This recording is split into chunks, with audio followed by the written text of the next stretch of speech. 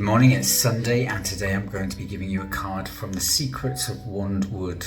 This deck is by Phil and Jackie Lovesey.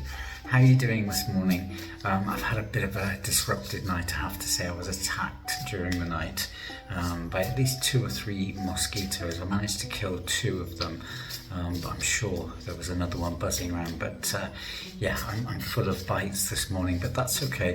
I've got plenty of aloe gel cubes in the freezer and they're very soothing. So I make my own aloe gel cubes from the garden, put them in the freezer, and then they're really nice for times like this. So I'll be just fine. The card for today, this is the card of caring. Wand Wood is constantly alive with the chatter of creatures, trees, plants, shrooms and fungus of all kinds, all contentedly about their business, all except one, a small blue bird called Vara, who from the very first day she broke from her egg is always worried. No amount of assurances from other creatures has ever eased her anxieties. Not a day passes when she isn't concerned about something or other. If you were to speak to Vara and ask her what she was worried about, finding an answer would simply worry her further. Some creatures, initially well-intentioned, became so fed up with what they perceived as her clutterbust behaviour that they gave up trying to help.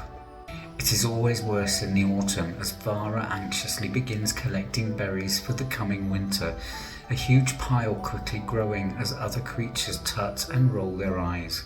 Doesn't she realise there's more than enough to last everyone without having to make such a giganticus collection, they'll say. She never learns, others agree. Once a clotterbus, always a clotterbus. And in many ways the creatures are right. There is always enough food in Wand Wood for everyone and no real need to hoard. Yet in another way, they are also wrong, for Vara is she's far from a clotterbus. Indeed, those who really know her would say she's one of the most important creatures in Wand Wood, because she completely understands who she is. I know I worry far too much, she told me one day, but it's just who I am. I harm no one and I'm simply concerned for others. A point she proved by showing me a tree with a dangerously heavy overhanging branch. If it falls, it could hurt the tree and other creatures below.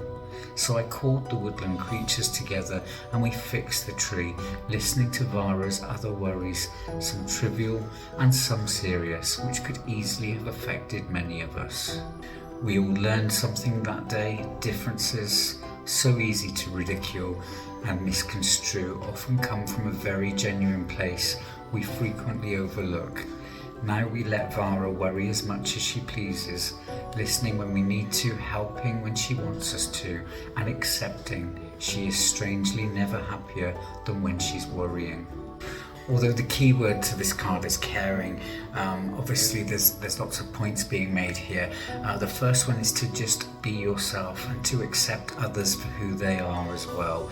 And the other side of this is you can worry, you can over worry, you can worry about things you don't need to, things beyond your control.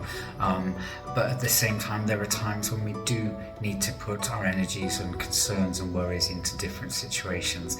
But it's about prioritizing and realize which ones we hold on to, which ones we deal with, which ones we put to the back of our mind, and which ones we share with other people so that we can help ourselves to move forward. Have a wonderful Sunday. That was a really interesting card, a different kind of deck to the one I'm used to, but hopefully it made sense and some of you can relate. Have a great Sunday. I will speak to you soon. Take care. Bye bye for now.